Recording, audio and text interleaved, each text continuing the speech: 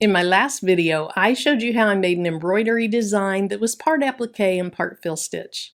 Well, there's two things that I like to do before I stitch out something on a t-shirt, a tote, or whatever I plan to put it on.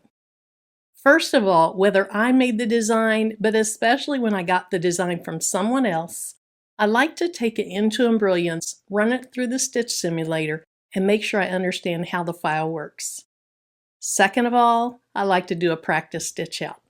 We're going to do both of those things today. Here's the design that we're going to stitch out today, and I opened it in my Embroiance software. The first thing I can do is look right here. If I click on that, I see the various layers. We'll talk about what those are when we run the stitch simulator. And to open the stitch simulator, you click right here. I can either push the play button, or I can just drag this and I can do it at my speed. Let's do it that way. So the first layer, the black layer, that is the placement stitch.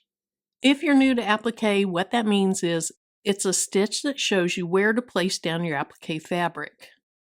After that plays out and you put your fabric down, the next stitch is the tack down stitch. And that stitch is what sews the fabric to your shirt, your tote, or whatever you're using. After that stitch is finished, you take your hoop off the machine. You don't unhoop your fabric, but you take your hoop off the machine, you cut away that excess applique fabric, you put it back on your machine, and you're ready for the satin border stitch. Then lastly, we have the red fill stitch. This all looks good, so let's move on to stitching it out. Here's the supplies that I'm going to use in today's video.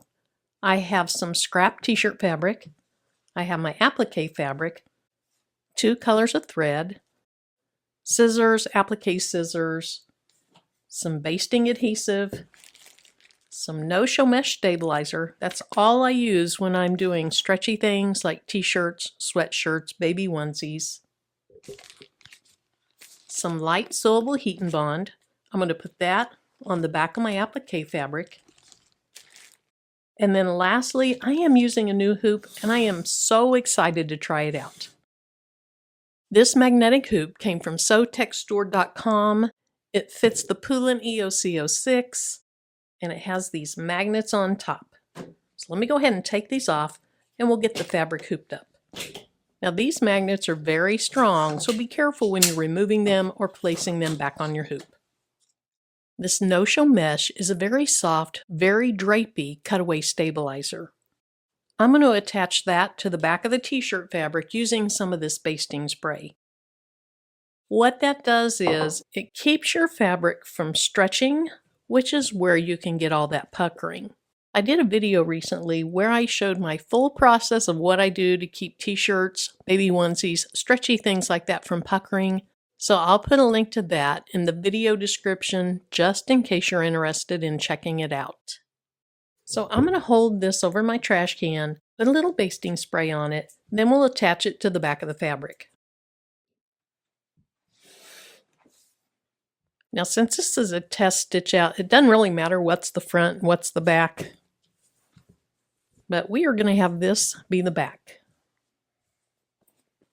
This is a slightly sticky side. We'll go ahead and place it down. Make sure it's smooth. Make sure the shirt is smooth. And then I want to press down really hard to make sure it has a good bond.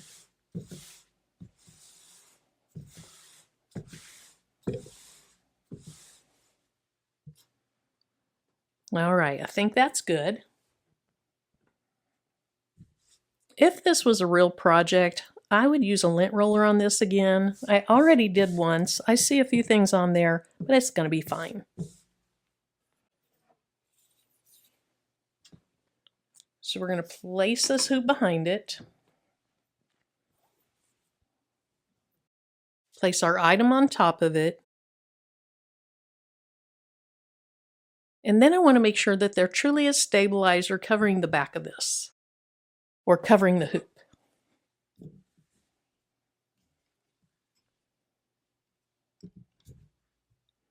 Okay. Now this is my very first time to use this hoop. I have not practiced with it at all. So we're going to see together how this goes. Each of these magnets has this little angled piece, and that's going to go to the inside of the hoop, and it'll slightly hang over the hoop.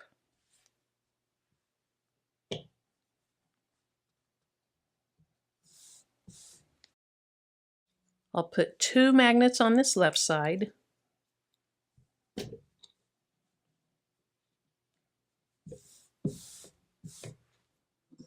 Then 2 magnets on the right side.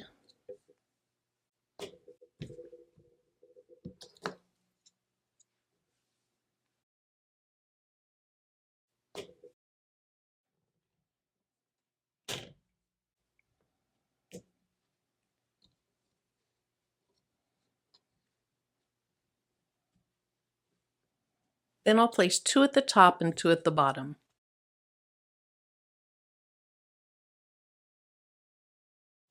And as you can see, this is nothing like a traditional hoop. After getting my Mighty hoops for my multi-needle, I started looking into magnetic hoops, and I was so excited to find one for my Poolin. I have other videos on my channel about this Poolin EOC06. One of the things that I love about it is, for a single needle, it comes with a pretty large hoop. Also, it's one of the more affordable single needle machines that has a large hoop. Let's go ahead and attach the hoop. Then we'll run our first stitch. Remember, that's the placement stitch. It shows us exactly where to place our material for the applique.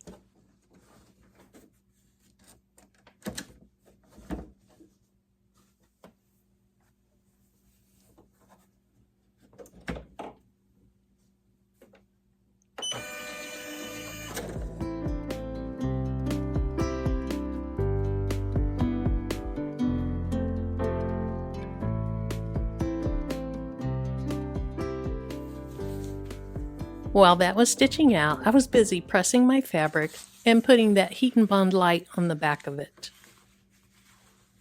This next stitch that we're doing is a tack down stitch.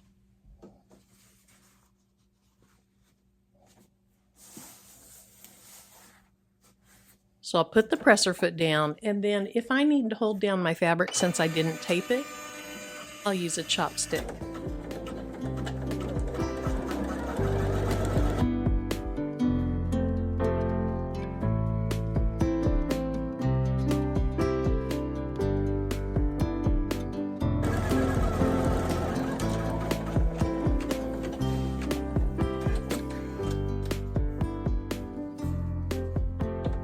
Now I'm going to remove the hoop and trim that excess applique fabric away.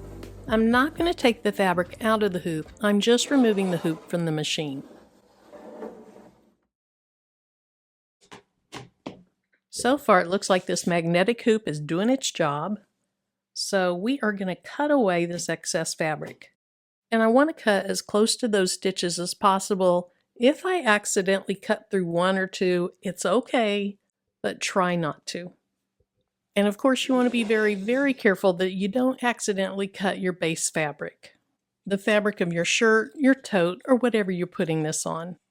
Then lastly, you don't want to stretch your shirt so that when it goes back on the machine, it's not quite where it used to be, because if you do, the stitches aren't going to line up quite right.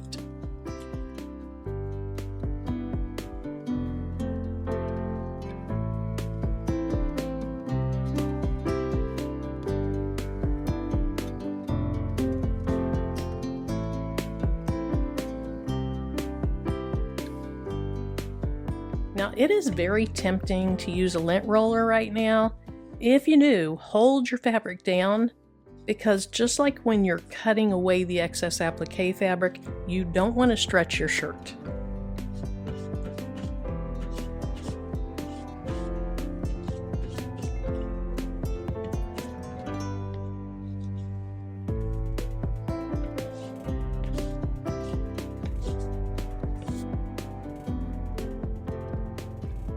And unless it's really close against your letters, you can get that off later anyway. All right, let's go ahead and do that satin border stitch.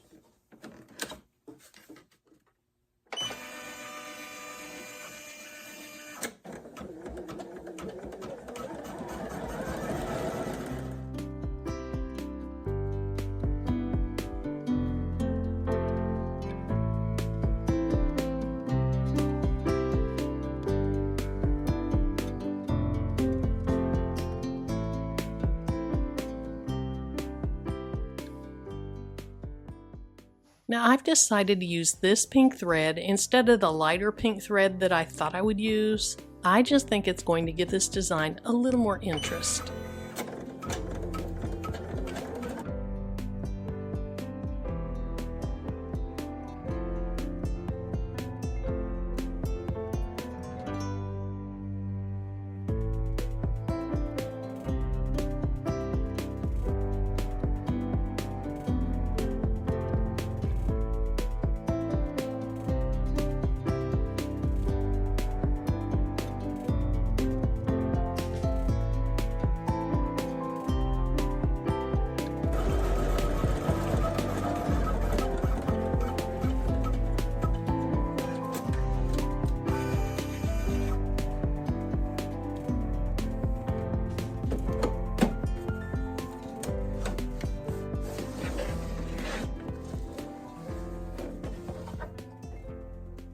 I removed the hoop, then I talked about needing to press this because I hadn't pressed that heat and bond light yet. While I was pressing it, I realized I hadn't hit record. So all you missed was me taking the magnets off, taking the fabric off. I talked a little bit about some excess fabric that I didn't trim real well when I was doing the applique trimming. Then I cut a little bit away there, and I think right there. One thing I hadn't noticed about these hoops was this is it feels almost like a felt. And so I like that. It's going to help keep that fabric from slipping around while it's in the hoop. I like how this worked. So here's the final design. It looks good. I have a couple places where maybe I need to adjust the push-pull compensation. And then let's look at the back. I think that looks great.